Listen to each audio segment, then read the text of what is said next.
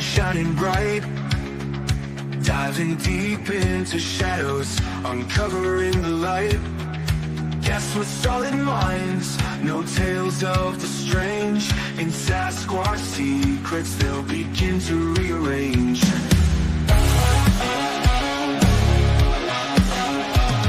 Truth's the vibe, we're on a quest. Look beyond the trees, what do you see? Factual stories redefining history. No myths, no magic, let's break the mold. With every word spoken, the wonders unfold.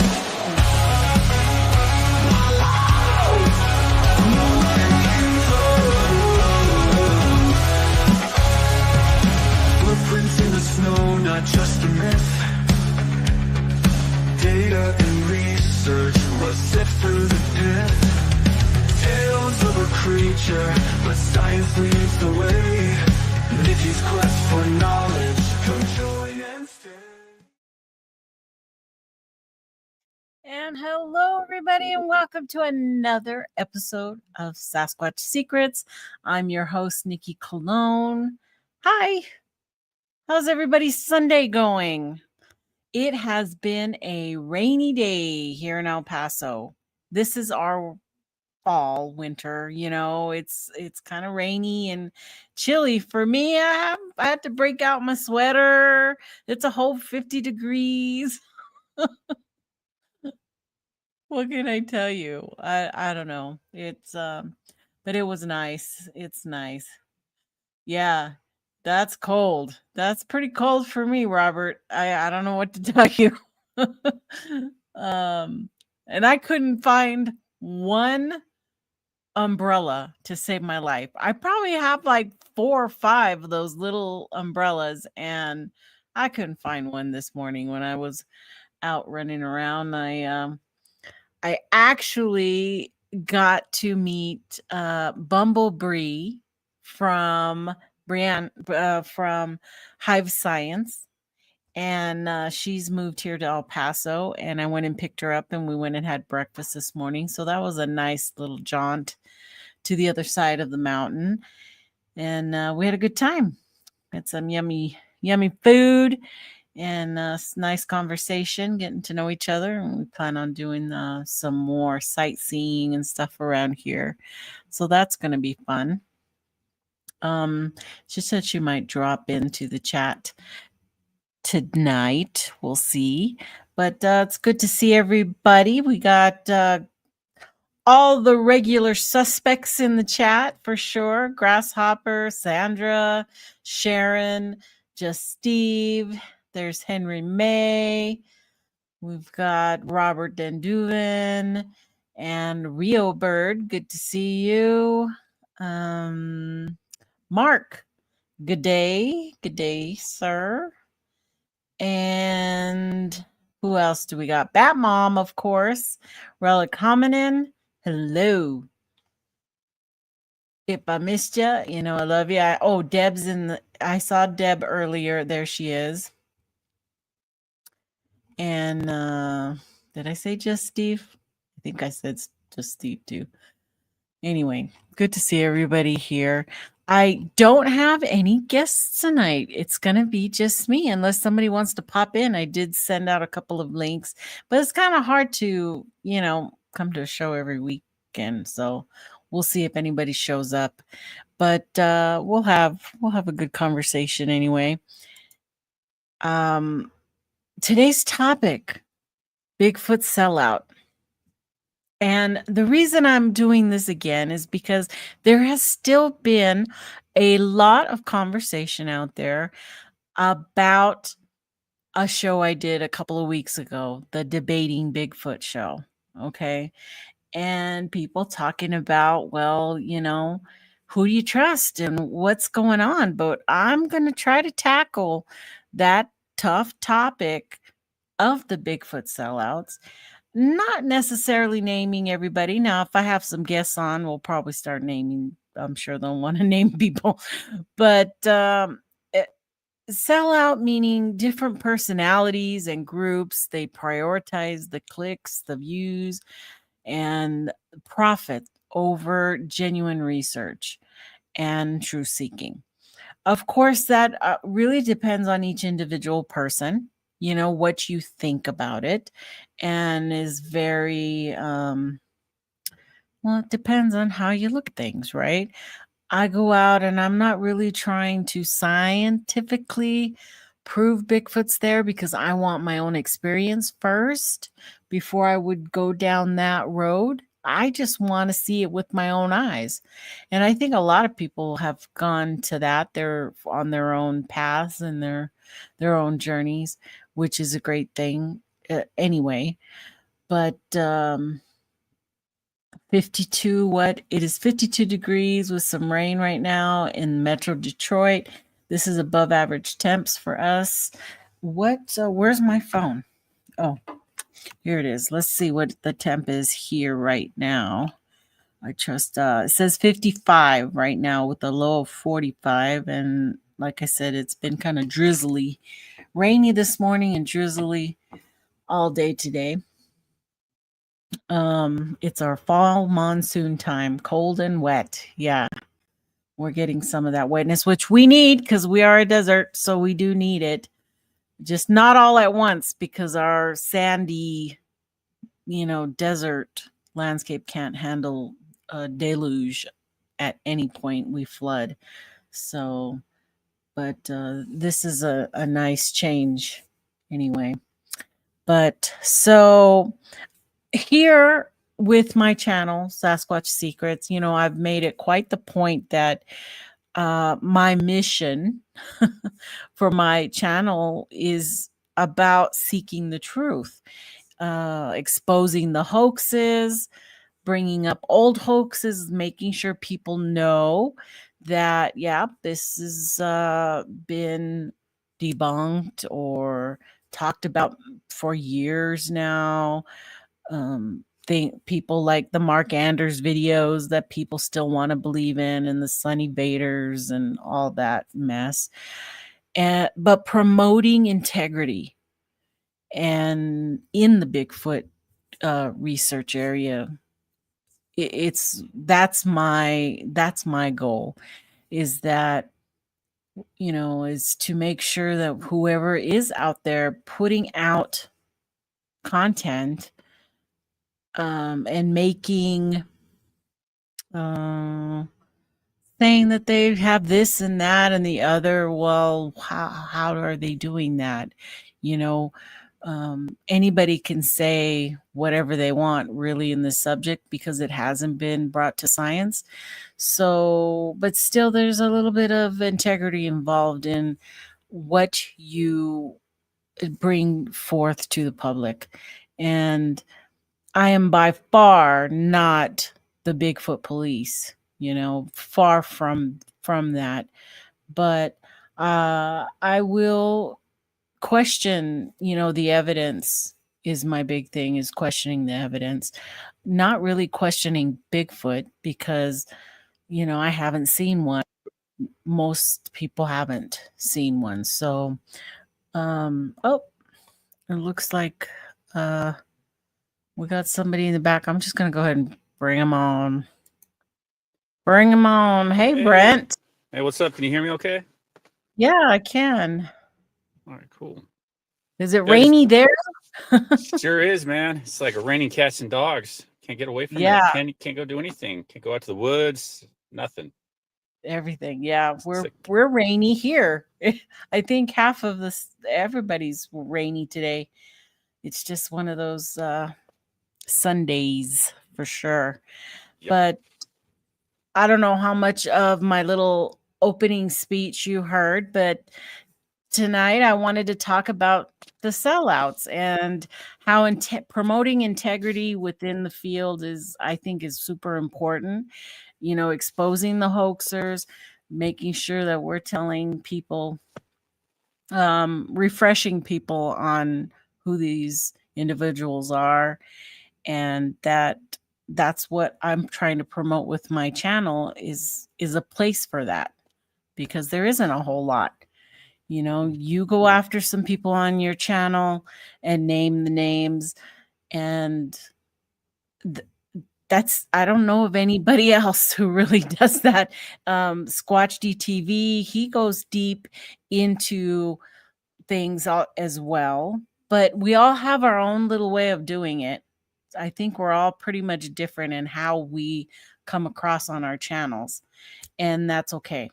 That's fine how we do that. But the one question I had is, how do we tell the difference between a passionate researcher and someone just cashing in? Well, Making up yeah, stuff. I'm all about examples. I think examples is the best way I can articulate things, understand things, and communicate things is by giving examples.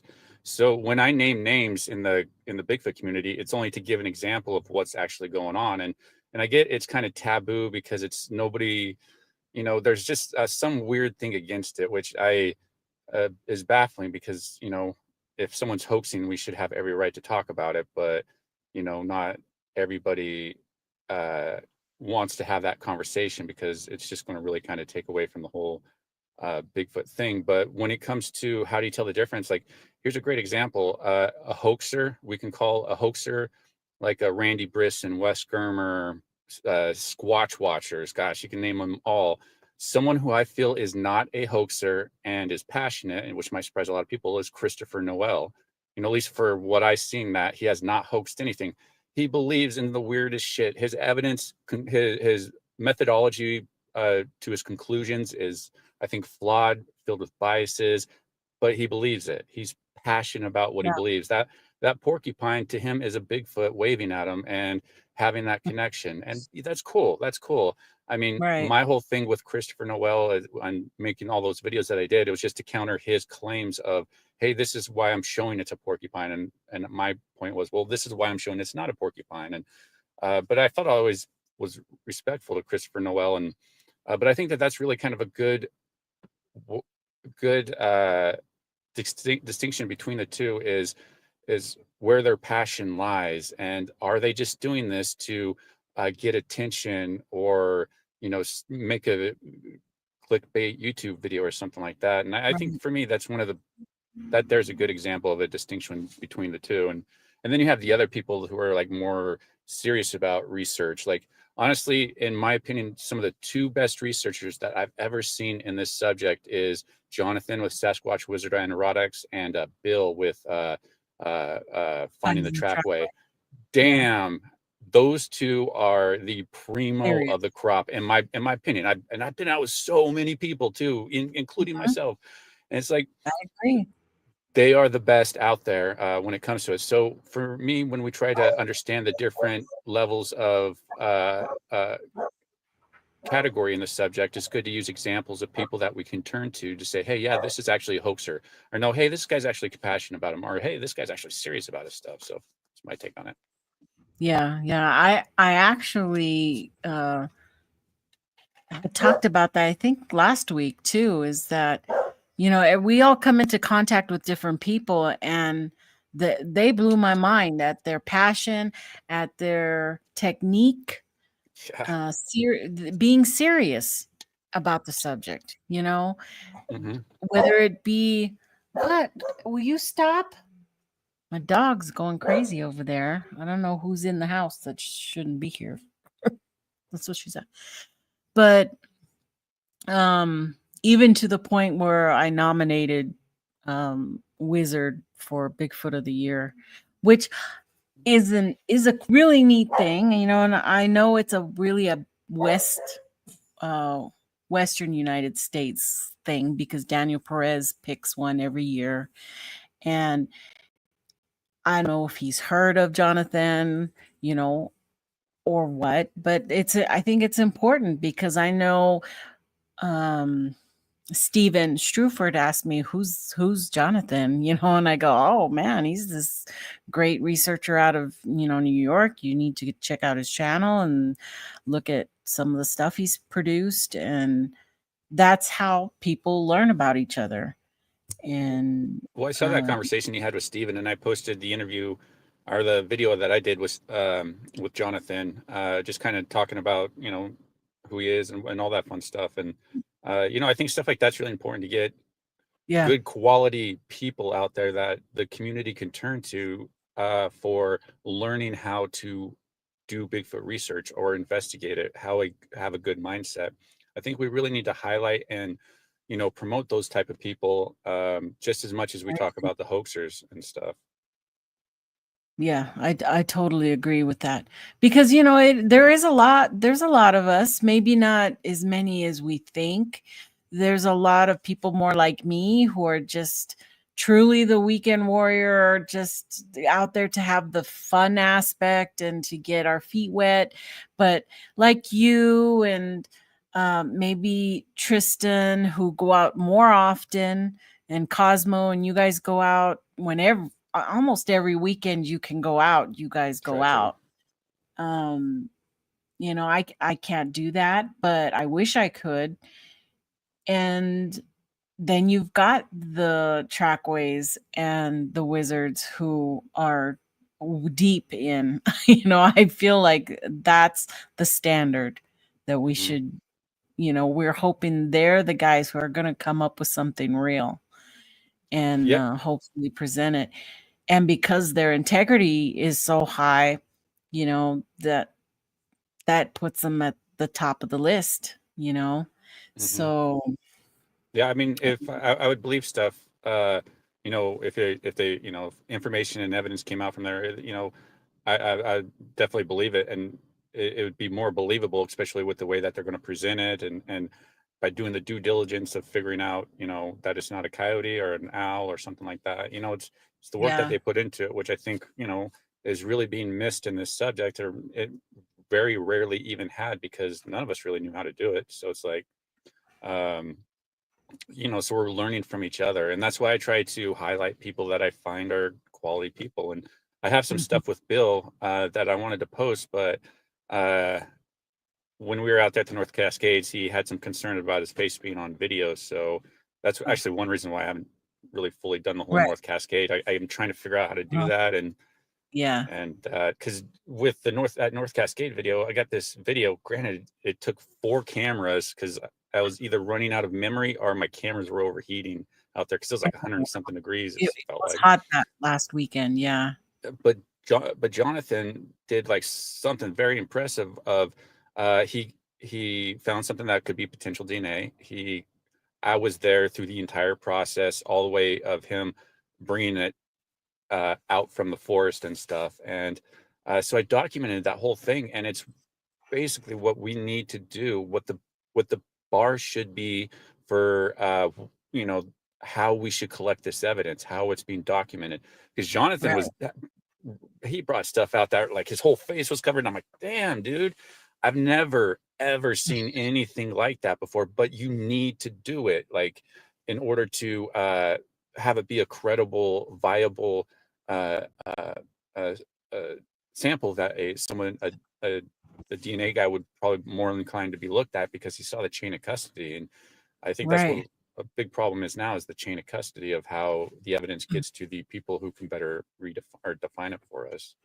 Barely 5 years ago, I can remember seeing researchers online just handling the hair with, this is hair, look at it. And they're pulling it with their fingers, and they're, have it all over the place and stuffing it in a plastic. And it wasn't that long ago that it was just not even done at all the correct way, but nobody knew, nobody really knew the right way.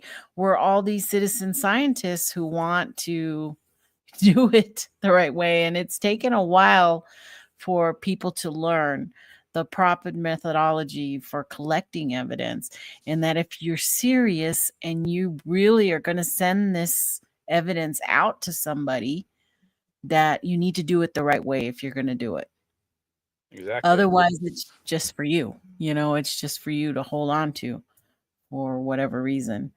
And the thing is, you shouldn't accept, or you shouldn't expect people to accept that as evidence either, just because you want it to be so much. You have to really go through the process to get it proven to that point, because I think a lot of the evidence we're told to be accepted now hasn't been fully verified, vetted, but we're just told to accept it and just go along with the flow. But I think we need to start questioning everything that is in this Bigfoot community, all the people to really talk about it, fully understand it, where we're at.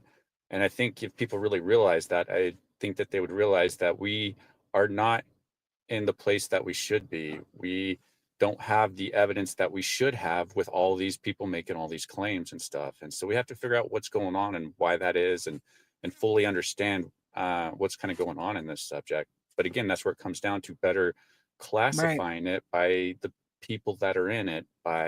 This is the entertainment side. So anybody on the entertainment side, I'm not ever going to accept like evidence from them. Like if they're like, oh look, I found a Bigfoot hair and stuff, I'll be like, haha, good. I can understand why you have that, because Expedition Bigfoot, it's like they find all this evidence that's like, it's never going to be anything other than to help promote what they're doing. And if it is, then it's too bad, because they are so much in the entertainment field that it's so convoluted with what's being presented that you can't trust any of it. Motives, it's all dirty. Something like that. And that's, the money. It's about making a successful show so that you get carried on for the next season and the next thing. And that's wherein lies the problem, Yes. Their number one goal is to make a successful show. And what makes a successful show is drama. And to get drama, they have to create situations that are going to draw the audience in.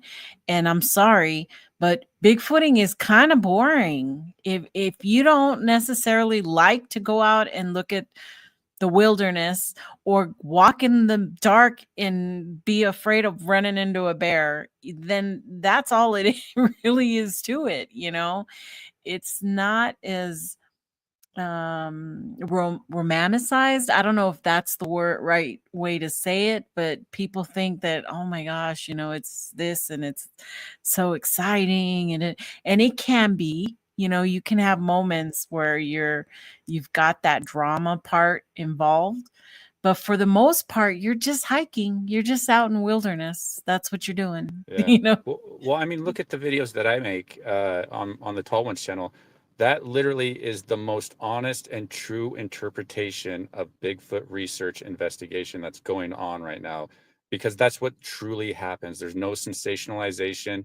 That is just truly what happens. They're boring videos. Honestly, I wouldn't even watch my own channel, but whatever. But they're boring because they don't have that excitement, that music that's like, ooh, I can't wait to see what's around the next corner and stuff like that. Yeah, I tried putting all that music in my stuff, and it kind of gets gay, and I don't know.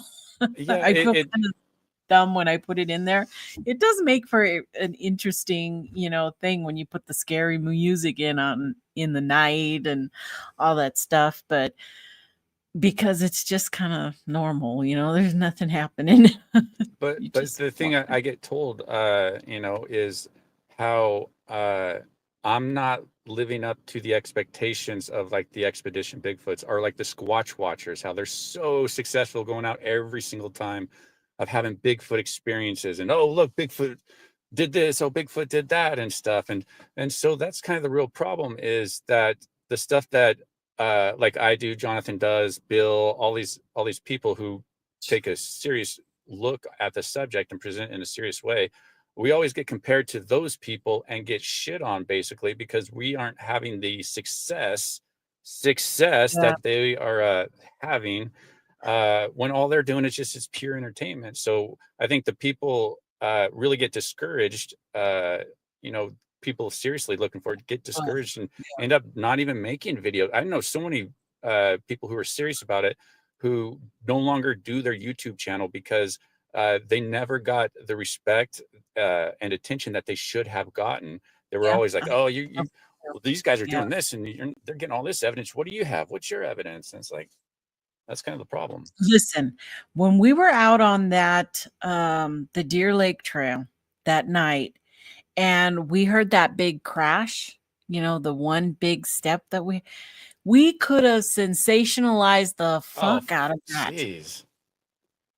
We could have gone whole hog and said, "Oh my God," you know, we could have freaked out. We could have made it look like it was something coming at us. And we didn't. We were like, we know what we heard. We know we heard it, but it didn't we didn't portray it as a Bigfoot. Hmm. It was just a sound, and I don't know what it was, and it never happened again. And We didn't create that narrative, which so many people right, would have. That narrative is the problem, because it's so disingenuous and so far from the truth of the reality that it's sad. And that's why I feel it's duty to like even to start talking about and calling out these hoaxers or people who are up to no good, like naming names and stuff like that. It's yeah, like I'm all fair game for that stuff now. I mean, we should be having those conversations because those people should be used as an example as far as uh, what we don't look for or what we want in a subject, you know? right, right. But that's that prioritizing of the entertainment value is like that's where the credibility falls. You know, it falters Yeah, well, I mean, because you can still have some credibility within the entertainment side of it, like podcast hosts and whatever. You can still have some entertainment, but or still have some credibility within that genre there, but it's hard to maintain. And there's going to be certain instances where you're going to be challenged by your audience or whatever, and that of being more on the fictitious side because you didn't ask these questions or you just whatever the case may be. But it's a very fine line. But there are some credible, serious people on the entertainment side. They understand the entertainment. Mhm. All you would hope is that they vet the people out um, as as credible as possible. Like, you don't want to Right. intentionally put on like somebody that is obviously lying or something. But if they believe the story that they're telling, like, hey, yeah, I hooked up with a Bigfoot, but the guy really believes it. It's like, well, I don't really see much of a problem putting it on there. Um, you know, uh, would it be something I would do? No, uh, because it would, in the perception, hurt the channel as far as the credibility aspect. Because, uh, you know, if you allow that type of stuff on your channel, uh, even though you're just sharing what's being told, it's still, it's just really slippery slope. But It is, but it absolutely has an impact on the Bigfoot community because it erodes the trust in legitimate research. People who aren't Bigfooters, but they love the subject and watch us are going to get the impression that that's the real thing. yeah, That's what to expect. And it just detracts from the serious efforts that many of us gather, the evidence that we tried to gather, or Trackway or Jonathan or um, but a yeah, handful of others out there. but if you put that stuff on your channel and have promote that content and stuff, which it's fine because whatever, but just don't expect people to take you as credible going forward. You're going to lose a certain level of credibility when you do put that stuff. And like I say, it's a very fine line of like I see no problem. Like I don't know, it's a really fine line to have Yeah. something like that on there, or even stories just in general. So, what makes a Bigfoot group or personality a sellout, in your opinion? What is the main thing when you're like, oh God, they sold out? You know, they're up and beyond what we would expect from a group who's researching. That's a good Because question. I am all for people to make money. If you can make money in this subject, I think go for it.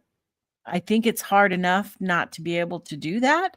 So all these individuals who are creating conferences and festivals, hey, that shit takes a lot of money to produce and put those things together. And A people want to lot. go to those too. People want to Yeah. go.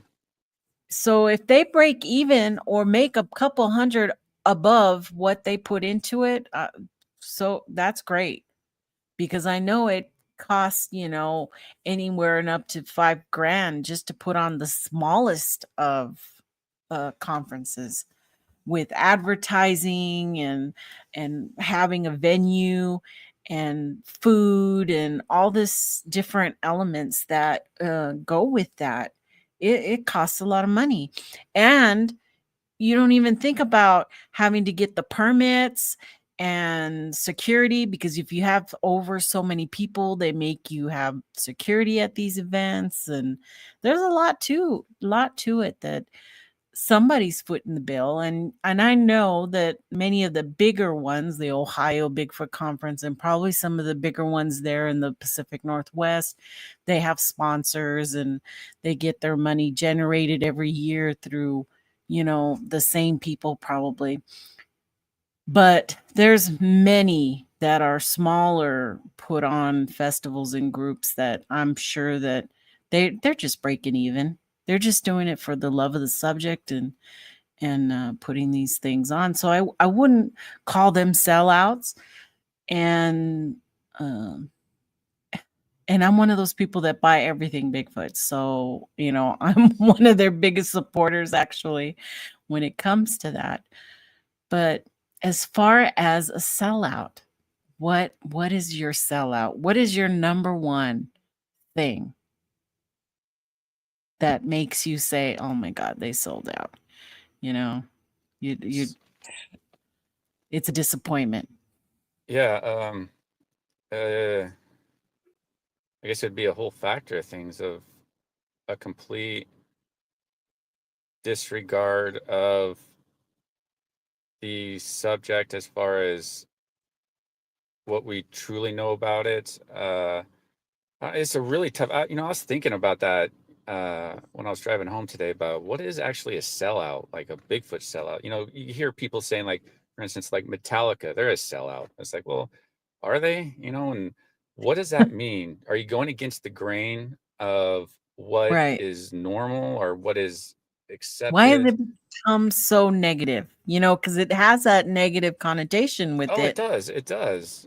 And I guess it all depends upon what you're selling out with. Are you selling out on fake, false crap that you just want to monetize and exploit, like the Wes Germers out there? Or, uh, are you selling out because you want to monetize your channel because you're going out and trying to collect Bigfoot evidence and honestly presenting it, or presenting your day? Uh, are you a sellout for wanting to monetize that? I mean, I don't know. It's a really tough question. I think each of us will probably have our own little true definition or interpretation of it. But for me, I don't care if people sell out, but it's what they're selling out with or for. Is it going to be something that's so obviously like hooking up with a Rick Dyer and going out and, doing all this different stuff? That's, I consider that is bad sellout. Compromising your integrity in order to get ahead, I think is probably one of the big things. But yeah, that's a really tough question. the Jefferson Bigfoot Conference, just a money grab. That Well, one I haven't heard of. Well, the thing is, it's like there's so many people, like here in Washington, Bigfoot is like air. Bigfoot's so beloved here. It's not a question if it's real. It is real here. Like Bigfoot's everywhere. Stickers, Bigfoot coffee house, Bigfoot. I seen a Bigfoot poop, like fucking thing, scooper thing. It's just everywhere. It's so saturated here that It everything is. is a sellout. But people really want to go to conferences and have that experiences, and hopefully the conferences there are, at least trying to put their best foot forward on presenting the most accurate information and not having people on there that have been caught hoaxing or that are really Mhm. kind of doing something like that. So hopefully they would do a due diligence of not having people like that up there, like, you know, people with shady past trying to tell us what Bigfoot can and can't do and stuff. And it's like, you know, I those are the don't bad know solids. of one conference in the whole US that has had a skeptic as a conference speaker. I don't know of one debunker or one person like you or me. I know Thomas has gone on and has mentioned older hoaxes on some of his speeches, and I think Leon did as well. He was doing a psychological thing on one of his speaking events, and because he kind of talked to me about some of his slides, and he had some uh stuff pointing out to hoaxing and how your mind works and pareidolia and stuff like that. So, but as far as a conference incorporating hoaxing as as like education, I don't know if any of them would do that. None Well, of them. I think that they might if the presenter was able to articulate it in a way that's not going to cause everybody to walk out. Like, you know, if like me of like a year or two ago, where I was just like, just went out and just like uh put it all out there without really much of a filter and consideration of the people I was talking to. And but I think if you can have a presenter that's able to do that, um, and present the information in a way that is informative, then I think a speaker like that could emerge. But you know, there's nobody out there like that, including Mhm. myself. So that's why Yeah, we really never see them. And because those people are usually frowned upon in this subject, like people like they me. are. We Uh, are. Yeah. yeah, yeah, you know, We talk about the ugly stuff nobody wants to talk about, and they just won't. They want it would be a downer. We would be the Debbie Downers of the group, if that were to happen. But I well, think it's necessary. I think people would be intrigued. And I know there's a lot of people out there that I broke their hearts when I told them, "Hey, that is this. This is not real." And people say, "Oh man, I loved that one." oh, I get those messages all the time, or comments all the times on videos that I've done of like, "Oh man, it just sucks," and of just people learning this information that they would not have known, like the whole Wes Germer report thing. It's like, oh my God, I'm so shocked that it's like not furthermore out there. Like People still don't everybody, know about it. yeah, Yeah. people still don't know about it, still don't know how to get at it, access it, or even Uh-huh. want to talk about it.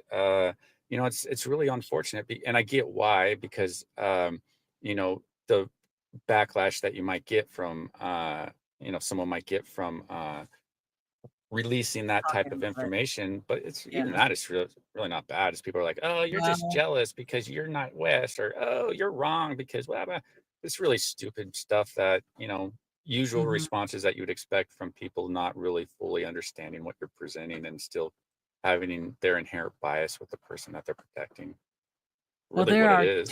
Always. definitely um organizations that have taken on the community, that are pillars, supposedly pillars in the community, and you cannot go against them, or their followers will attack you like no Paul man's Freeman. land. They will just come at you full force.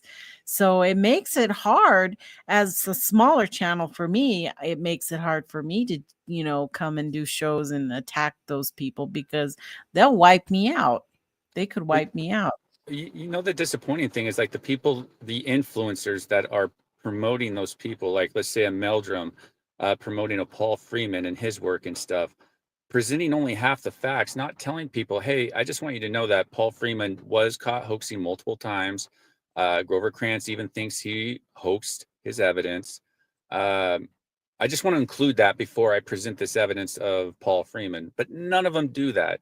they would rather omit it and not let people know. Like, I think that's why video 1 of Paul Freeman is so hidden, because it's so obviously bad, and the people who are influencing it, the subject, who need the Bigfoot to be real, don't want to promote it, or even talk about it, because they know how bad it looks. And Yeah. the influencers are also equally a problem when they're not presenting all the information we need to know about some of these people, about Paul Freeman.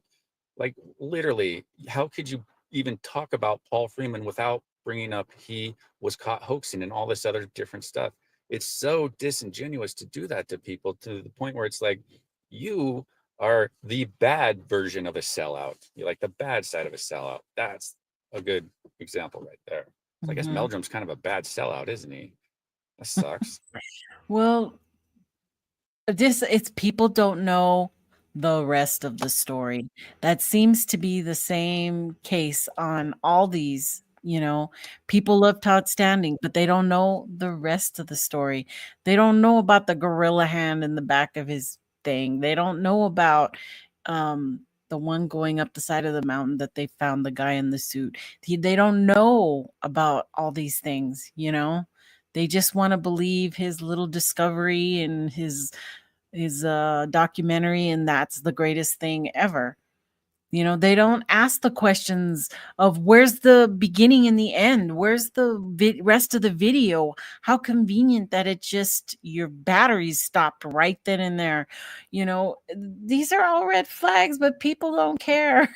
They just don't They care. don't. Or they And don't realize that they should care. But again, a lot of these people that we're dealing with like that they just want Bigfoot to be real so much that they're willing to overlook these red flags and concerns of these people in order to believe. And it happens. It even happens outside the Bigfoot community, in life, and just everything in general. right. It's just something that we got to kind of watch out for. For sure. And it's kind of, it makes you think about, well, what's their motive? Why, and it generally, for me, seems like it all turns back to the fame, to the recognition, to the money. The more Well, followers, the I more think it views. does. I think it does something for the person itself by having that type of uh, being such a stature in a community, being looked upon as somebody who knows and has the answers, to be adorned by so many people. I think that is what a lot of these people get out of being in that position. And it's not so much about the money or anything else. It's just about what it feeds them and what they particular need in life. And that's why, I don't know, it's it's really bad. It's really, you see it everywhere in this subject. It is, and misinformation spreads quickly. It goes very fast, and it takes on a life of its own before you can even capture it. I mean, look how many times we've seen the same hoax turn up on social media with different background stories. The same thing, one now it's in Idaho, now it's from, Utah, now it's from over here in Arkansas, and it's the same hoax. So that's where, things get really convoluted, and it shows that true discoveries are at risk because they're being overshadowed by all this crap that's out there. We're Yeah. never, the real researchers out there aren't going to want to show their real stuff because of all this. Yeah. And you hear that a lot, that why am I going to show my stuff? People are just going to shit all over it, And it's gotten to that point, and which has made me a harsh critique for evidence, very harsh on that. I don't think that's a bad thing. I'm just one person and with a small channel, and yet it's gonna, this will go by just like the next week and the next week. It's the same stuff over and over. So Yeah, that's why I like to challenge people with what they think they know about the subject, challenging them with the information that I'm presenting as far as, hey, look, Wes Germer's a hoaxer, or hey, look, Randy Brisson's hoaxing, or look at Arkansas Bigfoot, and or look at Swan Lake Bigfoot now. Fuck, man. Talk about e-begging is the big thing in this Bigfoot subject now. And I'm sorry, Swan Lake Bigfoot is one of the biggest e-beggars who I'm not even sure. Like, okay, Colorado, he's like a Colorado Bigfoot, basically. Apparently he can't pay for anything himself. He always needs everybody else's money to pay for it. Like, what's Swan Lake Bigfoot's thing now is like he needs to get an RV. He wants people to buy him an RV, buy him land so he can go do research on and present evidence of Bigfoot in his glasses and his sunglasses.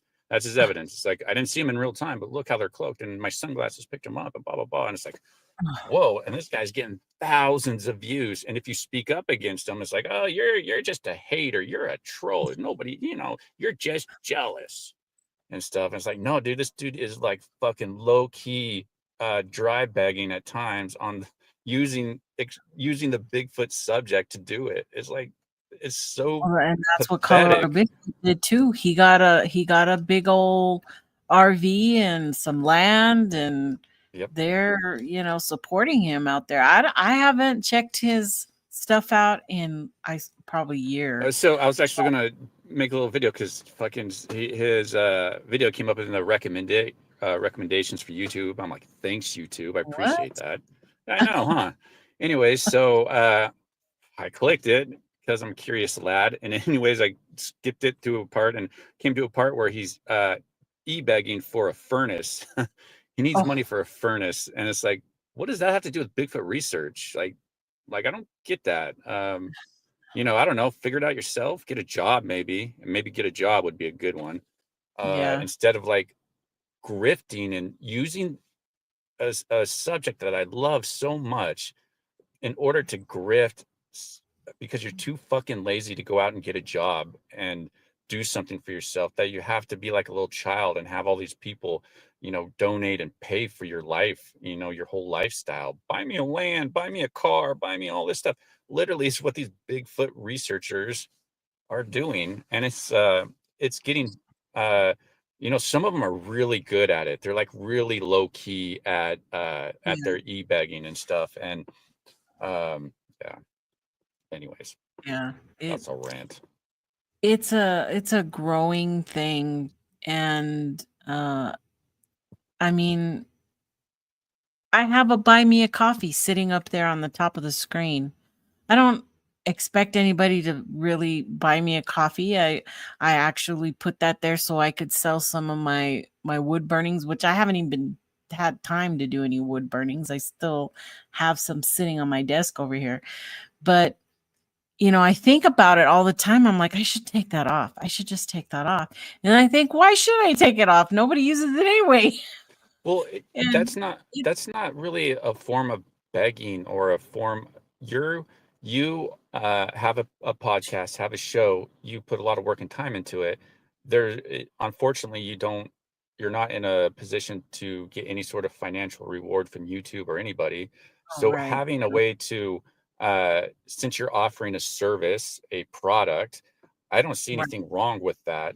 You're not sensationalizing. You're not looking for Bigfoot in your sunglasses and saying, hey, look, I have whole family Bigfoot here, putting it in your headline of your thing like that. I think is something completely different with as far as supporting a viable option versus someone who is clearly exploiting the subject. Now, I get it that not everybody will see the distinctive difference between the two. Sometimes you'll have to get burned in order to learn, but people will eventually see that. And I know people are giving you shit about, oh, hey, buy me a coffee. You're just monetized, selling out or whatever. And it's like, the people who say that are just people who don't like you, pretty much is what it comes down to. And it's just the best to just ignore it, because it's not a true statement. It's not a true assessment of it. So that's my right. Well, I was always constantly telling you, why don't you monetize? Why aren't you monetized? And over the last, year or so, and the issues that come up that is the first thing they go to, Yep. and the first thing they accuse you of is that you're just for the clicks and, for the money. That's it. And they can't say that to you Nope. because you never did it. You never monetized. And hats off to you for being able to do that, for your channel. But because you knew, you knew that was going to happen eventually. And like clockwork, they did, they always make that an issue. Well, I do my channel for me mostly. It's me. It's for me. It's what I want to do, whatever I'm going to post. So yeah, I was going with that. But yeah, It's I good. just try to ignore the noise with the people out there that are trying to stop the communications or the discussions that you're trying to have, like with these hoaxers and stuff like this. And but by having these type of discussions of learning what is a sellout or entertainment side, and are all people on that side bad? No. But what can we do to look out for the bad ones? And that's, I think, is important conversations we need to have. Yeah. Jeff says, I need to raise 150K for a new 2025 Ram 1500. Because truck. think, guys, if he had that truck, just think of all the places he can go, right? He can go do get in all the good Bigfoot research areas and but that's how they explain it. Like Swan Lake Bigfoot, his whole thing is like, yeah, if you guys buy me property out here, I can do this research all the time and you guys get all this content all the time and stuff. It's like, ooh. Yeah, you're right, Curious. You're right. But it runs through my mind, because I have a conscience. I think about that. Nah, that's a support option for people. Not a donate. Yeah. What else? Need $1 million to build a Bigfoot cage. Kaiju wants a big Bigfoot cage. And well, we'll put about $1,000 towards the Bigfoot cage and the rest towards expenses of like a trip to Thailand or wherever. I don't know. Because Bigfoot's there. Bigfoot is there. And Brian says, I'll give you $1, Jeff. We're there. We're one step closer. That's funny. So this next question was, do you think sensationalized content is justified if it brings more attention to Bigfoot research? I personally would say no, because it's just it's fake. It's sensationalized. Just fluff? It's just, yeah, it does no service to it. I mean, if you're not going to present it in a way that's real and honest to the people, when they find out it's sensationalized, you're going to lose them. You're going to lose, the subject itself is going to lose its credibility. Like, well, why do I want to go, think about the Bigfoot subject when, it's all sensationalized, it's all junk now and stuff. So that's why, you don't really want it to be sensationalized to the point that you ruin the credibility of yourself, the subject, and everything, because it will eventually be found out when it's sensationalized by the mass majority of people. Right. And I have to say that some of my thumbnails are pretty grabby. Sometimes I'm a little loose on, how, because I know that that's what people want to see. That's what brings your. But is it misleading to the point that it's manufacturing? Yeah, I'm not manufacturing. I'm just being clever with my words, so you can come hear my content. I'm not promising you a Bigfoot. I'm not promising to show you a Bigfoot, picture. I'm not promising you a story that I can't promise you is real, because I don't do stories. I've never done stories. And people are always asking me, you got to interview this guy. He has a great story, blah, blah, blah. I go, that's not me. That I do try not to do interviews about encounters, because they just all sound the same to me. They need to find one of the other 500 channels out there who do interviews with people who have seen Bigfoot, I am more than happy to. Nope, you need to talk to this person, or that somebody else. You would fit perfect in with the untold crowd, or the perfect with the sawdust beast, or whatever. There's a gaggle of different channels that do that type of content, and that's not what I do. I want to hear about the other stuff that people are doing, but Well, that's where you're at. sensation. That's where you're at in your journey in the Bigfoot subject because you've been in it for Mhm. so long. And something that I've noticed is that we have to understand when we talk to some of these people uh, that want certain things or say some certain things or something that where they're at in their journey in the subject, or have they only been in the subject for a year or two, 3 or 4 years? You can really Yeah, I you can pick can it up tell. right away just by talking to somebody like, oh, you are a newbie. And so, sometimes you have to take that into account, and yeah, I was going with that one too. Anyways, You can just tell. You can tell when somebody's early on in their journey of Bigfoot from somebody who's been in it for 10 plus years and has already gone the rounds of discovering and being disappointed by some of the videos out there. You like know? I've been around the block. I think I've literally dug to the foundations of this subject to learn everything about it because I'm obsessed with it. I love this subject that much that I've dedicated that much time in order to figure out what's going on. And where I'm at with it now is from that result right there. Like everything I say, my opinion about it, I understand I say things that people like might not get at the time, but eventually will, or whatever. But um, yeah, it's one of those things. So, how That's do a good you one. differentiate between a genuine researcher and someone seeking fame? How do we do that? I think It takes. go ahead. Go ahead. I was No, gonna you say go ahead. it just examples. So who's a good genuine researcher? Uh, Jonathan with Sasquatch Wizard Adirondacks, and Bill with Trackway. Tristan is a good researcher, great researcher, by the way. Really good at Mhm. collecting evidence, due diligence, far better than me. Um, those are good, genuine, serious researchers. And Brian, I think I saw you there in the show. You should have those guys on because that will help.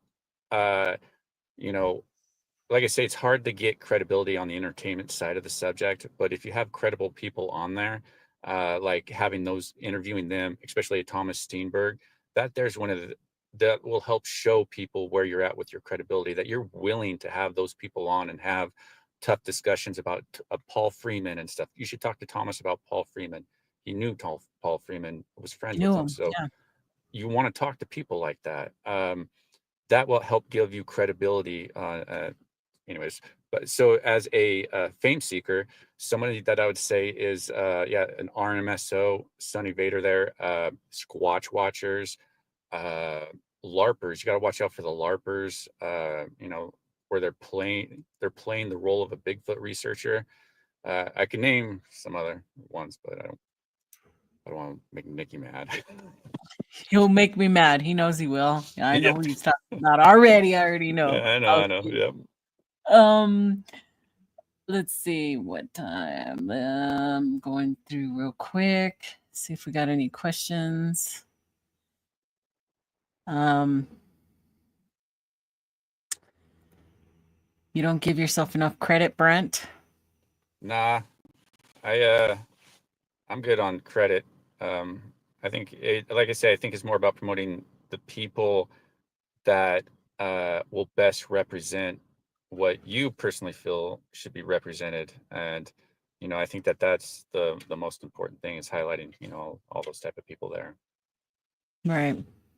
For But yeah, sure. hopefully Brian will be able to get those guys on, like Tristan and Bill and John, and because those are the people that need more exposure, but unfortunately don't, because they don't have the sexy stories or the so interesting evidence or whatever that people Hmm. want to hear. People like us are Yeah. boring. Look at my videos; they're boring. There's no Bigfoot evidence in it ever, and it's like nobody. It's not what people want Well, to see in the Bigfoot world. There's a But whole group of us that love to watch your videos because we can't get out to the places you go I mean, to, you there is know? value with it like that. Yeah, yeah. And yeah, and it But for takes us to Bigfoot, a new place. Yeah. yeah, but for Bigfoot content though, like, is Bigfoot going to Yeah. be on the next Right. cut, screen cut or something, or what's he going to do now or something? Yeah, I don't offer anything like that. But But it's still anyways, fun to hear you on there and you say, "Well, I'm here and there's nobody. sorry I guys. just found my trail camera. There's nothing on it." Well, That's I decided to. reality. Yeah, I decided to put that stuff on the beginning of the video just to save people time from like watching it if they didn't want to watch it or anything. I'm like, hey, just let you know, you're gonna be disappointed here. No, I think, yeah, don't sell yourself short on that one. I think you should just do your regular channel stuff because it's good. I like your commentary. It's come a long way from the first videos I ever watched you do to now, Yeah, so well, there's a lot of growth there. you can thank ChatGPT for helping me write those intros. I could tell you They're that. awesome. I I know. love I'm like, damn, dude, you're making me sound smart, ChatGPT. Sandra agrees with me. Yes, Nikki, that is true for me. You take us on our own little, expedition with you. I do And enjoy that. and that's Actually, what I that's my like to favorite part. do when I go meet up with you or, when Trackway was there and we're all together and we can show the people, we're here, we're walking, we're doing this and for me especially, trying to do it. So it gives a little bit of hope maybe to some other people out there that you can get out, you can try to do it. You don't have to go far. You don't have to You don't have to present, or you don't. It's okay if you don't have evidence, and that's something that I hopefully people get from my videos or whatever. Is hey, you can still go out, do it, post a video and stuff, and not have collect evidence or have any experience, and but still just present your journey along the day or along your yeah, way and stuff. go And out, get out, go yeah, out. yeah, That was my whole thing that I was going to try to do, a little at a time. And I may have bitten off a whole lot going to Canada Canada this last year, but I had to do it, and we're going to make the next trips stateside, and maybe I can do two instead of just one big one. I like the Bluff Creek one. That's a good idea. It's a good idea. It really is. That one or the Sierras, Hmm. because a lot of stuff's come out of the Sierras, and it would be interesting to see if we could hook up with the guy that knows that Sierra Sound area. I have his name somewhere, Is it Tope? but no, I don't know the name. I don't know his name offhand. Gotta run. You have a good night. Night, Brian. See you later, Brian. Um, Take care. Nikki, where do you go to vote for Bigfoot researcher? I went to Daniel Perez's site. He had I think he did one on the coalition. He made a comment on the coalition Yeah, there's a post on about the coalition. It's kind of like a yearly thing that, uh, that he yeah. If you write a book, so you're definitely guaranteed in. Almost. No, but I think for this year, I think I agree. I think Lazy Cowboy and Jonathan are great options. Because what Lazy Cowboy did with the recreation of the PG film site is just incredible. It's like I incredible. forgot Like, to get back with him. I'm supposed to have him on the show, and we want to make it happen. It's just with me starting to work now, things are a little bit crazy. So, what did you say? Are any of them doing anything differently than what's been done in the last 60 years? Or who? I must have I missed a would like to answer this conversation. question though. Okay. Have you ever felt disappointed or misled by a Bigfoot group or a related story? Well, hey, it's just a matter of fact, funny answer. Ask that question because I do actually. Like NOAC, right? NOAC. I'm kind of like disappointed, completely disappointed because 20 years you got Bigfoot on your property. All these Bigfoot influencers like Kathy Strain talk about seeing them, and then you got this, you know, all this DNA option and stuff that's able to be done for an area where Bigfoot's supposed to be for 20 years, all that stuff, and zero is what we got from it. Zero. In fact, you know, I think it was Darby Orcutt talked to Kathy Strain in Oh a yeah. now mysteriously deleted message post about how there was no how Darby took water samples of a creek, I think it was Cucumber Creek or something, which basically is where Area X is. So he couldn't go to the exact property where Area X is because, you know, it's private property. Uh-huh. Weird, huh? Private. This guy owned cabins, right? And so Yeah. he rents the cabins out to turkey hunters for part of the year, and then the whole rest of the year he's able to rent it out to these Bigfooters, right? Because you think there's Bigfoot on the property. But anyway, he said that there was no useful or viable DNA that he got from the sample from that water right there. Which, I mean, you know, you can interpret that many different ways, but for me, it's like, well, shouldn't you have some sort of unknown or like some whatever? I don't know what Bigfoot would show up as, but that was kind of disappointing. But the fact Yeah. that, you know, they are supposedly, we're told to believe that they're one of the leading groups out there looking for Bigfoot. They have them on this property, right? All these influencers have seen them, and there's nothing. And uh, what's going on there? It really draws into questions about the legitimacy of that group because And they're the professionals. They're the doctors. They're the educated ones. And yeah, we but did are this do they experiment and have we biases though? hung up the tags and something we followed a tag for God knows a week or whatever This could and have been an nothing. owl or a bird or a, We still don't have any information. We don't know what it was. What good is that? You tag something got tagged, but we don't know what it was or where it went or how it ended or nothing. but they are set up as a nonprofit organization.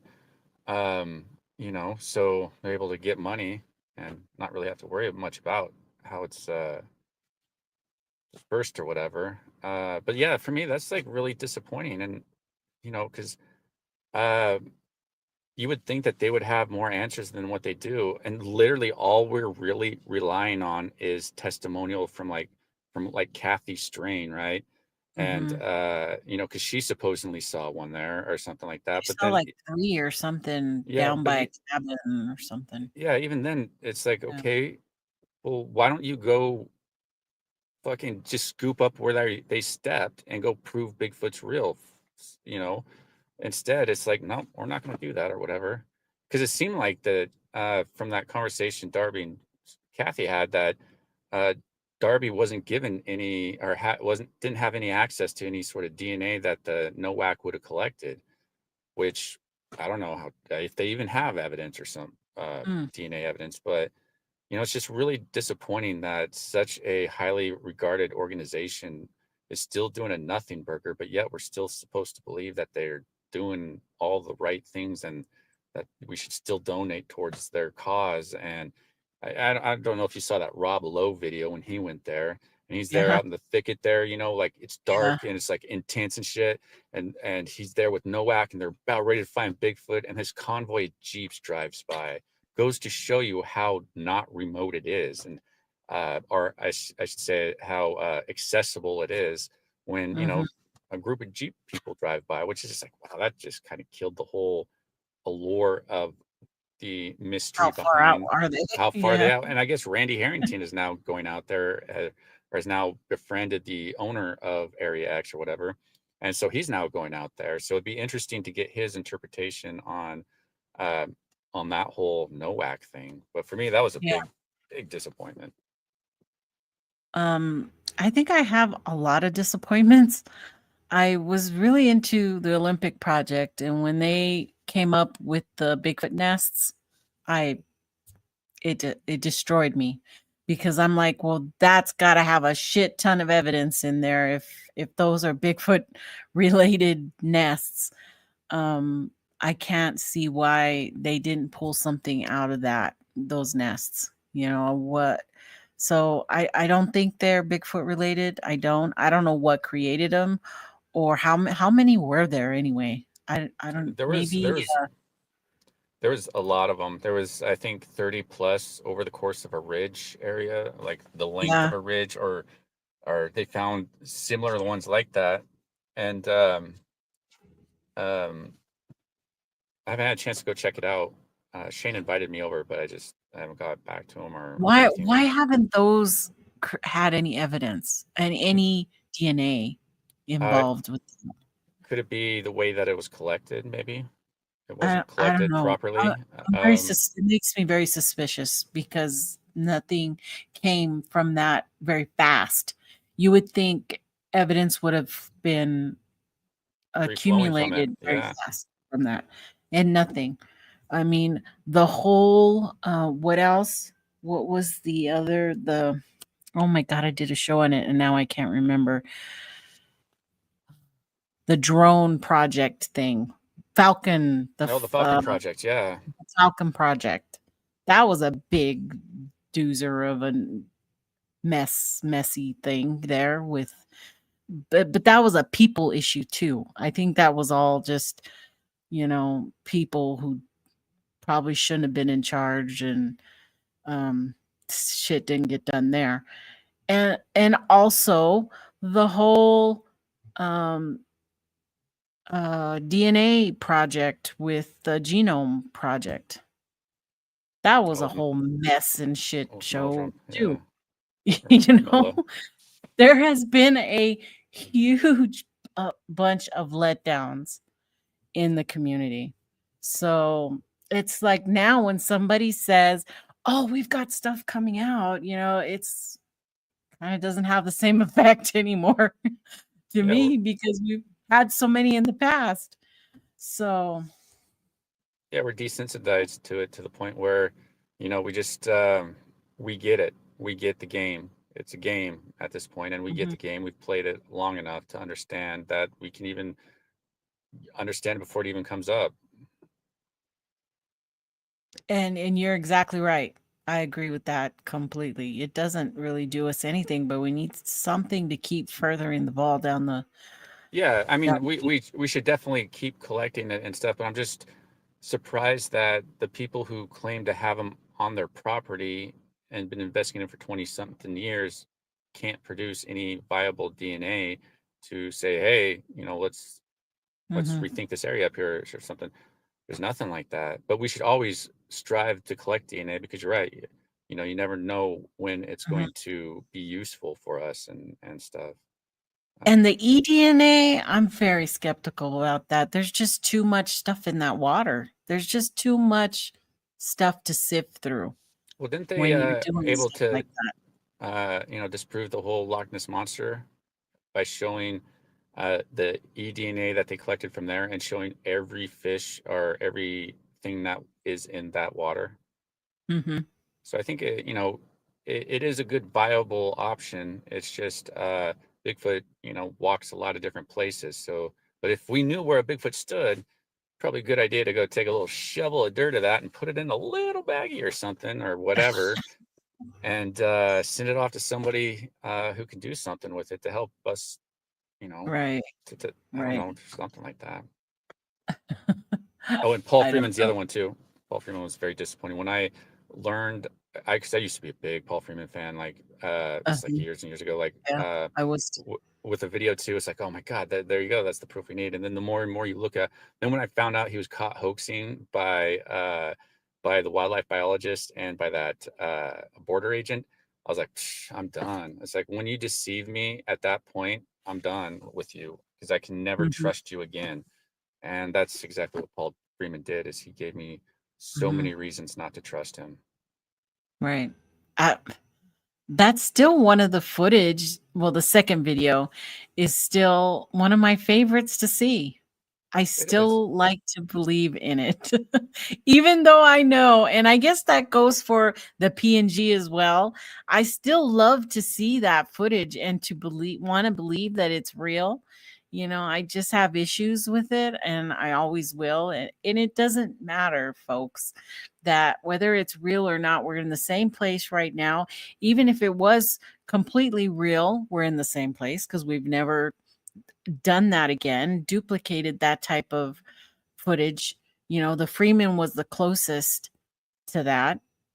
And we're already, years and years apart here. Why have we not gotten that type of footage again with cameras in our hands constantly? We've not been able to really reproduce those two films, whether they're real or not real. If they're not real, then we have the answer, right? The Bigfoot is just one big farce and people are making shit up. But how can there are people I believe, Brent. I believe that they saw something. And that's what keeps me going, is those people who have told me their encounters, and I believe them, that they're not pulling the wool They over believe my they believe in what they saw, but then you start getting into human psychology, how memories can be rewritten. Even the most oldest memories can be rewritten every time we recall them. And our memories are very fragile, especially if we're in a very tense situation where a fight or flight, where we might not be fully processing the situation in its entirety and just going to a boogeyman scenario or a misidentification of they briefly saw it but didn't see it all the way. So, I I have explored that route a lot more here recently with that. What the heck, Patty? What did you do? Oh my God. Oh, nice. Thank you, Patty, so much. Thank you. Thank you Well, so much. you're the type of people that we should support in this subject because you are going to put out there the most factual information. If there's some shenanigans, you're gonna bring it up. You're not gonna hide it. You're not gonna hide behind whatever anything. You're willing to stand up and you know put a voice out there that needs to be out there. So that's awesome. So Yeah, kudos. thank you. Thank you so much for that, Patty. You deserve this. Whoa! Whoa! That's amazing. Thank you. That was just a black screen on my part. Really? Yep.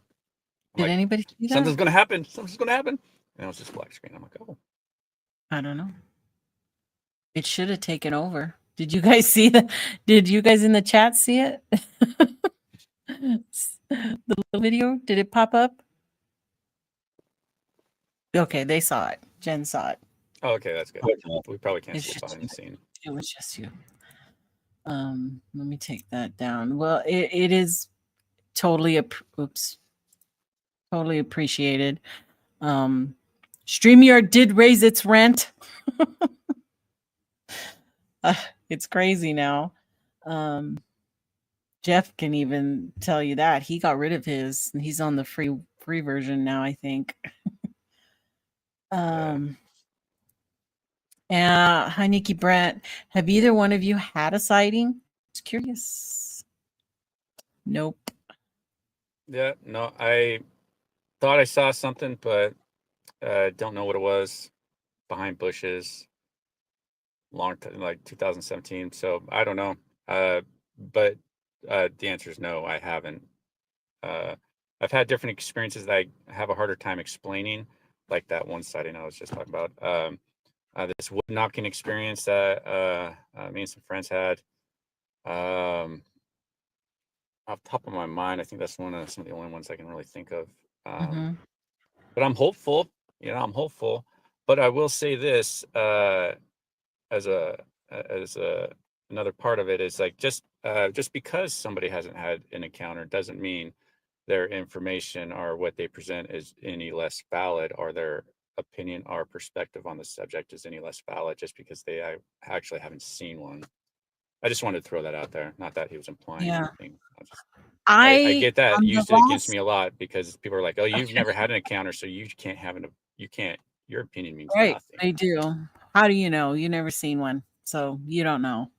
But I haven't seen one. Something weird happened on the last night that we were up on Mount St. Helens, and something approached my tent and went cha right at my ear on the other side of the tent. And I don't know what does that. I thought a bear was approaching the tent, but I heard no sniffs, no grunts, no scratching.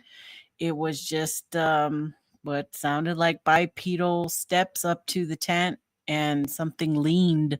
I could feel the something leaning down and went cha real loud, real into my ear. It felt like. It's Um, it's funny.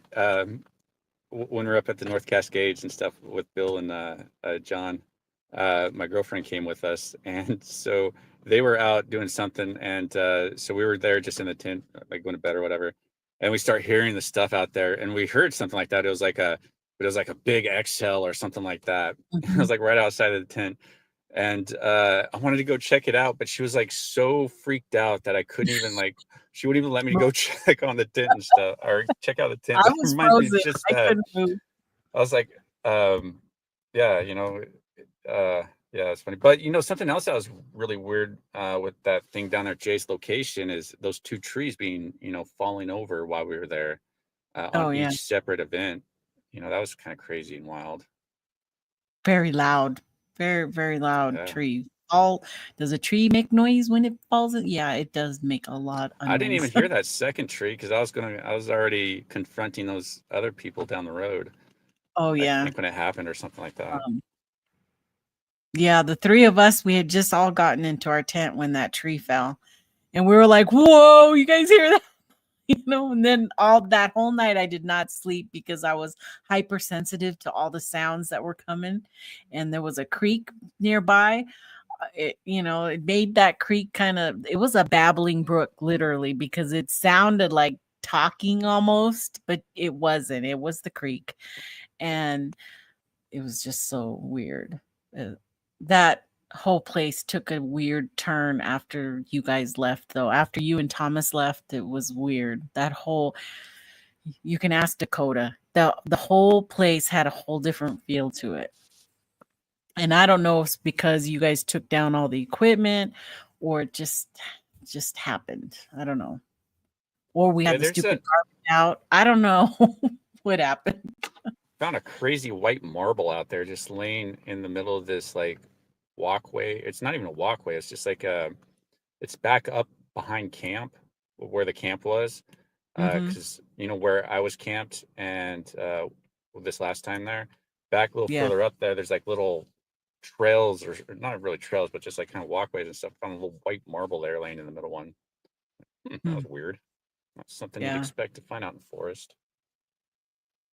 So weird. So anyway, that kind of answers. We just had weird things happen, but a lot of people have weird things happen out there. Well, I think that was our main part of the show there, Brent. That was a good conversation for sure. I think people appreciated it, but That's good because let's Me what you got. Jim, you heard them said, show me what you got. so I kind of cut you off. What were you going to say? Oh, I was gonna say that's good. I forgot what I was gonna say. Anyways, show me what It you was got. good. It was a good chat. It worked out. So show me what you got. I went diving down into that social media to see what nonsense I could find this week. And I found the Sasquatches loaded full of them. I don't know. And there are some weird ones, like you taking a picture of a head that kind of shoots out I from know that's the crazy, huh? tree, and it's So that would have scared me. That would definitely scare me and make me do a big time double take if I ran into a head looking out of the tree like that. You know, I could have Um, sold that so big, like, oh my God, guys, I had the best Bigfoot experience. Look, there he was. Look, I ran because I was a little baby, but I it got looked real. It looked it like a head. does. It does. And that's what we're talking about, though, the sensationalism. You can take any picture and you can draw that into all kinds of nonsense. But I'm 100% sure that's just a stump, over Well, there. if it was anything more than that, they would have more than one photo. And I'm not a big fan of going back through your For sure. videos and stuff to look for evidence, because you'll eventually Right. find something that you'll want to be evidence enough, even though it's likely not. You're right. This has been circulating again, but this is just a costume. This is just a costume. If I had time, I was going to pull up the Amazon or eBay. I think I had found it on eBay one time, but I just didn't have time to do that. It's like a goat head. It's guy sheep squatch. I think they labeled it sheep squatch. Did you see the picture that I posted on my community page, where it's just a dude who took a picture in the forest up here in the Pacific Northwest, and it looks just like a Bigfoot, like a moss foot, as you would call it. It's like the craziest thing. It looks so like, wow. I'm cool. not sure if I did or not. I'm not I sure. just posted it like the other day. They had a lot of people posting pictures of possible tree structures, and I'm not big on tree structures at all. Yeah. Unless they are ginormous, where absolutely a person couldn't do it. Those are the only ones I find interesting. But even then, would a Bigfoot make something that we would easily find for something being so elusive? Right. I just can't see it. I know in the Girl Scouts, we used to go do that every summer. We used to go out and make all kinds of structures. I know the Boy Scouts have to still be doing that stuff. Oh, I'm sure. And I know some pull them down, or you're supposed to pull them down after you're done. Well, they don't. Okay. We all don't do that. And I don't know. It's just, I have a hard time. Now, yeah, maybe they do make themselves a shelter to sleep in. Oh, I don't know. How many pictures we don't have anything of proof showing that a Bigfoot really makes these things. So I just kind of discount it. Let's just try to find pictures of Bigfoot. But the people who posted that probably, follow the Colorado Bigfoots, or, groups like that. They're like saying definitively that that's evidence. Yeah. And another, I don't know what that is back in there. I probably should have zoomed in and blew that up a little bit. But again, you would have more than one photo if it was a Bigfoot. If you're snapping photos, you're just snapping pictures, And more likely, people take videos, and if the thing's not moving, then it's probably Bigfoot. Yeah, definitely. Are they really good at standing still? Right. And this one was my favorite, okay? Because it says, I knew nobody would believe, so I took a pic of Bigfoot. It was a joke, okay? It was all a joke, but he just took a blurry picture, and I thought it was classic because it came from the same group I got these other photos from. So I was like, yep, that's how I feel. Just another blurry photo.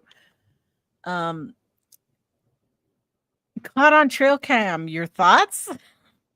This purple first fuzzy arm right there. And it looks like it's in somebody's backyard or something. I don't know. Like maybe a park or something. Looks like the who is it? Sully from Monsters Inc. Yeah, it's got that color. It's got that crazy color. Maybe they are real. Maybe they are from the aliens, dropping them off over here. That would explain a lot, actually. And this was like classic. This has nothing to do with anything. I just like, wow, I never seen that photo before. That's where'd you get that? Just Looks like an old offline. movie or something. Yeah, it's probably one of those old jungle movies or something. Let me move this. Scary. Another one that just had, none of these have stories, by the way. There's no information. It's just people dropping photos saying, I took this picture. What do you think? This one, I think all it had on it was that it was a trail cam photo, but it's got the little play button, so it's a video, and it has no markings or anything for a trail camera. Okay. So it's pretty weak, whatever this is. Yeah. No. Bad attempt. Yeah, it was a bad, very bad attempt. This one says, hi all, I'd like to share what I seen while going through Google Earth. And this took me to a whole different thing. I was like, Google Earth. What are the odds that you're going through Google Earth and you see something that would look like a Bigfoot? Now, we had that one video of what looked like the shape of a Bigfoot on Google Earth, and people were zooming in and saying it was, and I went there and it was just a puddle. It was a shape of a Bigfoot. But this is like needle in a haystack, right? That you would find a Bigfoot on Google Earth. That would take a lot of time to go through. And somebody would actually take that time. Like, do they just go up and down like the Google Street View and just like look for Bigfoot? Right. That would be a full-time job. That was the biggest thunder I've heard all day. That scared me. Oh, it's already time for the news.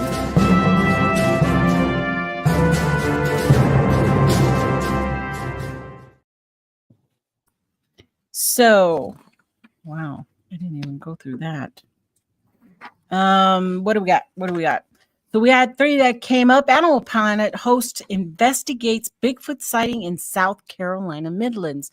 And there were 3 stories of a possible sighting of Bigfoot in South Carolina. I wonder if it was because it got stirred up from all the storms they had over there. But was there a Bigfoot conference in the area during that week by any chance? Oh, maybe. I don't know.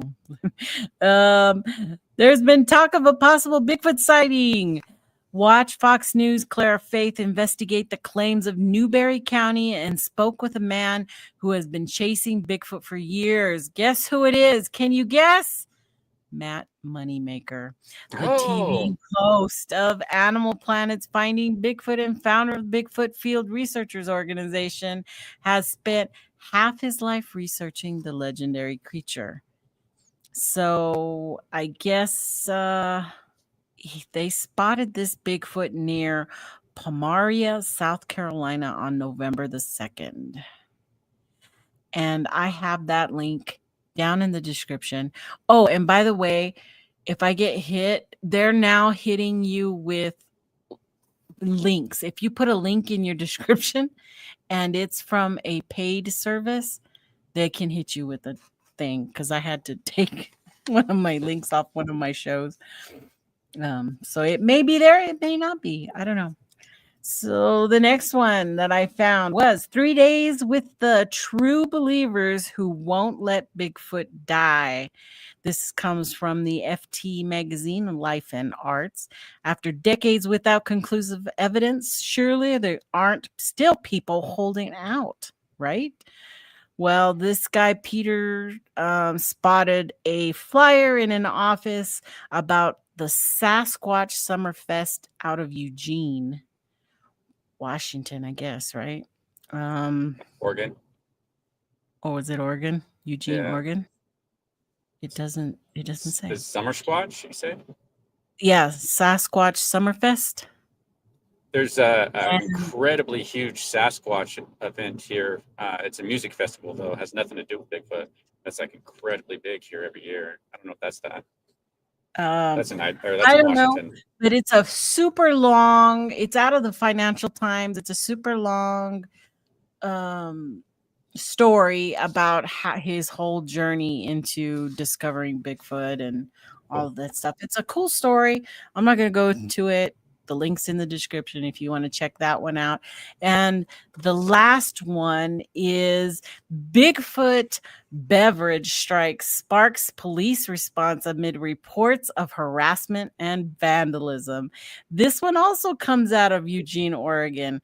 A labor strike turned tense outside the Bigfoot beverage headquarters in Eugene when strikers reportedly blocked vehicles, shouted homophobic slurs, and struck company trucks, prompting a response from the Oregon State Police that led to 2 arrests. As frustrations escalated, Bigfoot employees report feeling increasingly targeted both on and off company property, sparkling debate across the community.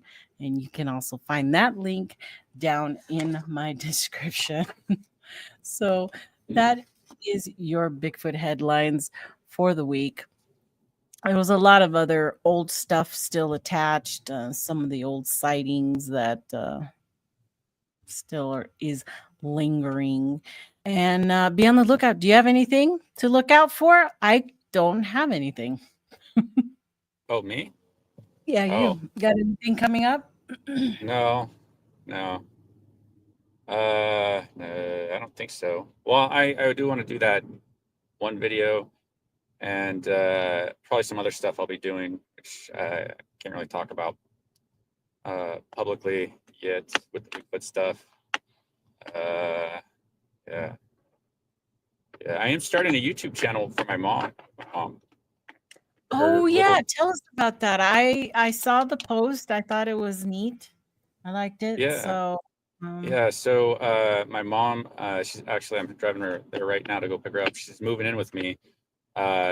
She's got stage 2 lung cancer, small cell, and luckily they were able to catch it quick enough. And so she starts radiation and chemotherapy, and on Monday. And so yeah, she wants to chronicle her journey with the whole cancer treatment, especially since she's elderly and not on the belt health wise, and also to bring awareness to older people to start going in for yearly like CT scans to just to kind of keep check of what's going on with your body, because that's actually how they found this cancer was through her yearly CT scans. So it literally saved her life.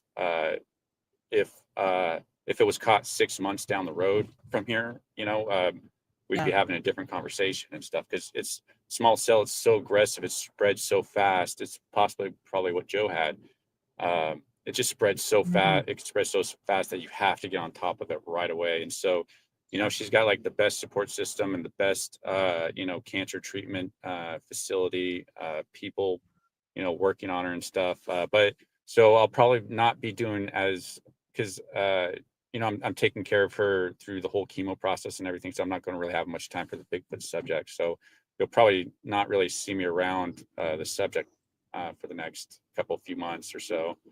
But I'll put a link on my Tall Ones channel and stuff if people want to, come over and kind of follow her journey and, hopefully bring awareness that, if you are over the age of 50, 60 years old, please go do a CT scan, especially if you're a smoker, because my mom's a smoker, because it could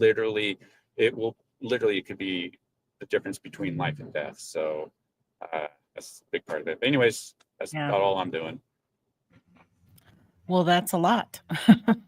That is definitely a lot. And as many of you know, I started back working too, so you haven't been seeing me other than on the Sunday shows. And there's probably more than likely be a time where I'm going to have to work on a Sunday, and we'll have to figure out when the show will be changed, what day and stuff like that. But so far, they've been giving me Sundays off. So it's all working out. And so glad you guys could be here. Thanks for joining me. I think we're going to bring this thing to an end early tonight. Yeah. I got to be up at 4. Yeah, I'm almost out. Here, I got to pick up my mom. So, yeah. Okay. Well, good. Lots of luck with that. Tell your mom hi from all of us here. We wish her the best. And she's got it because she's got you guys there to support her. Yeah, she's got it. It'll be all, oops, that was not the right button. So everybody out there, thank you so much for coming to the channel and supporting me. You know, love y'all very much. And we will see you guys in the next chat for sure. Bye, guys.